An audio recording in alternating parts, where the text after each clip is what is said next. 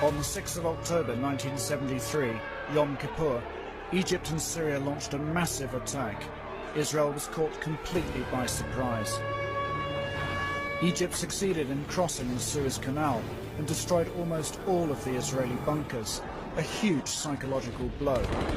The fighting in the north against Syria was equally tough.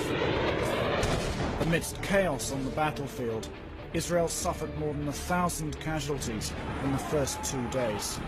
The myth of the invincibility of the Israeli army was shattered. המלחמה הזאת קשה, התנגשויות חריפות וברירות, שריון ואוויר. מלחמה כבדת ימים, כבדת דמים. במלחמת ששת הימים נמסרו ההודעות למשפחות לאחר המלחמה. בתום המלחמה, ויכולנו אז גם להתייחד עם הנעדרים. עכשיו אנחנו בעיצומה של המלחמה, ואיננו יכולים לתת את הביטוי הציבורי עכשיו לאבל הכבד על החללים.